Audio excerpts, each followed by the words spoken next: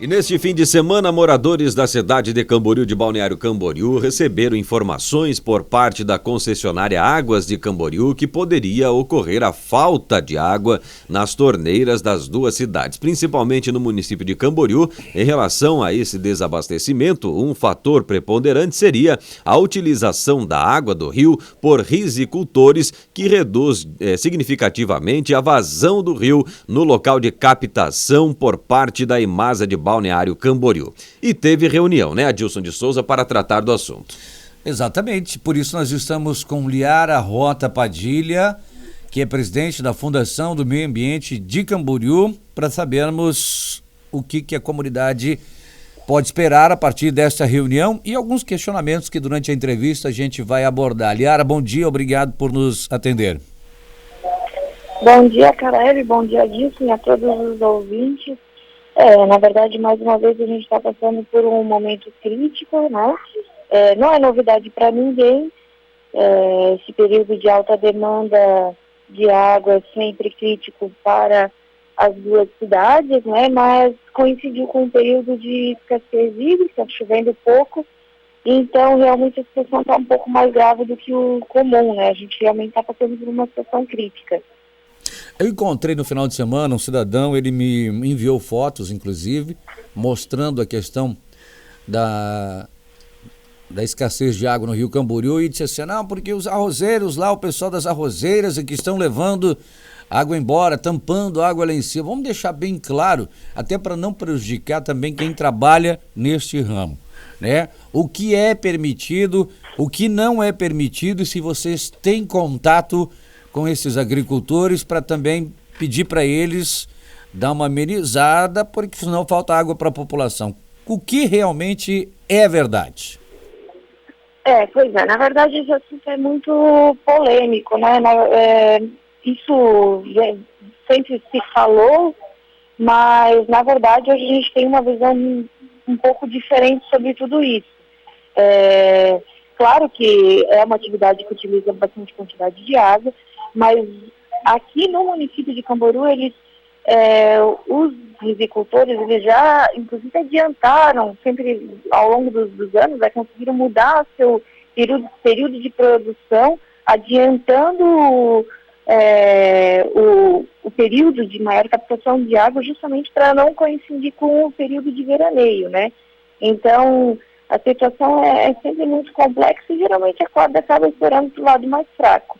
Mas o que a gente pode certamente levantar é que é uma situação de escassez para todo mundo. Está faltando água tanto para os arrozeiros, tanto para o pessoal da aquicultura, os PESPAG, quanto também para a população. Não tem nada de ilegal no trabalho da rizicultura, na captação de água.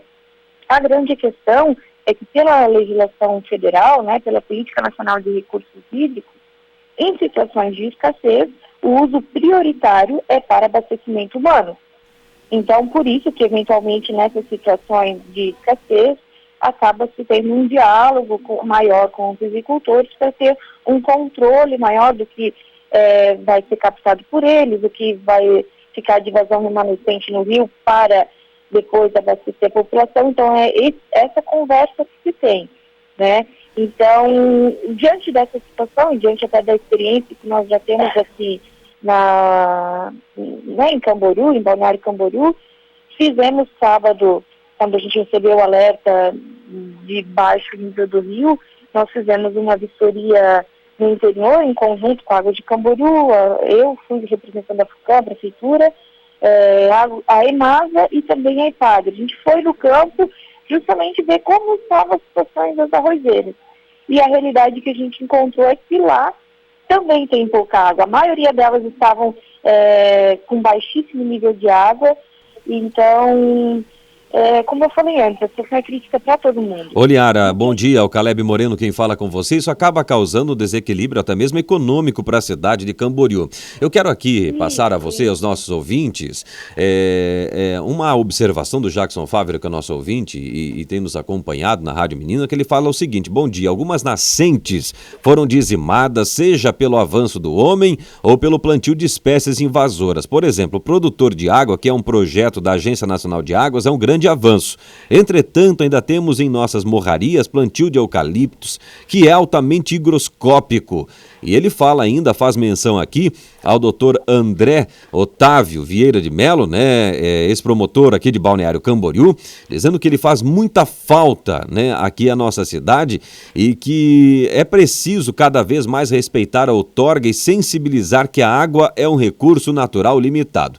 Faz ainda menção ao relatório, ao último relatório da Aresc, que a EMASA de Balneário Camboriú já estava captando acima do determinado pela outorga. Ou seja, a outorga limitava 700 litros por segundo. E, segundo o relatório divulgado, estava captando 784 litros por segundo. Ocorre, e ele faz uma observação aqui muito pontual, e vale todo cidadão e gestor público fazer também esta análise, é que o crescimento dos municípios, ele ocorre, né, mediante a observância do seu território, o tamanho do território na cidade.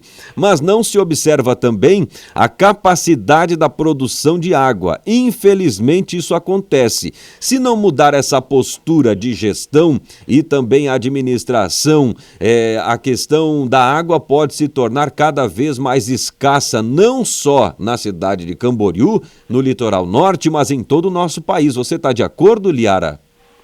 Perfeito. Toda a colocação do ouvinte, ela representa bem a realidade. A questão da outorga, ela é um fato. Na verdade, desde quando foi concedida a outorga para a EMASA, já se sabia que a captação estava acima que seria acima do permitido, né? É uma situação real. E para isso foi colocado inúmeros ajustamentos, né, inúmeras condicionantes, um deles é até o próprio produtor de água, como o ouvinte citou, que é um projeto muito interessante, a gente já divulgou, já conversou sobre isso, inclusive na rádio, mas, enfim, realmente um momento crítico, é um momento onde a gente precisa alertar a população de que é melhor economizar, é melhor não lavar a calçada, o seu carro, deixar realmente a água para uso prioritário, porque vai faltar. Então, é uma questão assim que não adianta a gente dizer assim, não, vamos soltar a água lá da arvoizeira e eu vou continuar lavando meu pé no chuveirinho da praia, né? Então, tudo tem que ser muito bem ponderado. Por isso a gente fez essa reunião no dia de ontem, prevendo já a situação para alta temporada, ali entre Natal e Ano Novo, né? E medidas que poderão ser adotadas caso a situação permaneça assim crítica, né? Como tá. A gente teve algumas chuvas nesses últimos dias, mas o nível ainda está baixo, ainda é preocupante. Então, nessa reunião a gente visou isso, medidas de imediato, curto, médio e longo prazo para resolver a questão hídrica, né? E é como citou o ouvinte, a gente precisa ter o planejamento das cidades considerando a capacidade do bem mais elementar, né, que é a água. Sem a água a gente não vai desenvolver nenhuma atividade, então precisa se pensar o quanto que os municípios podem crescer considerando a nossa escassez hídrica. A gente tem um rio para abastecer os 2 municípios e esse rio hoje já está com a capacidade bastante comprometida. Exatamente. Agora com a concessão da água na cidade de Camboriú, que é um bem mais precioso, o líquido mais precioso que nós temos e que chama a atenção aí de grandes empresas do nosso Brasil, né, Liara? Em relação a essa gestão da água na cidade de Camboriú, como que a FUCAM tem acompanhado diretamente, né, todas as ações, além desta ida a campo, como você mencionou aos nossos ouvintes agora? Na verdade, o gestor do contrato com a Água de Camboriú é a Secretaria de Saneamento Básico. Então, as atividades pontuais de cumprimento do contrato vêm sendo avaliadas pela SESB, né? A FUCAM, a gente trabalha mais na linha de fiscalização, licenciamento das questões ambientais. Mas, assim, vale ressaltar que a gente tem 2 problemas relacionados à água no município de Camboriú e Balneário Camboriú.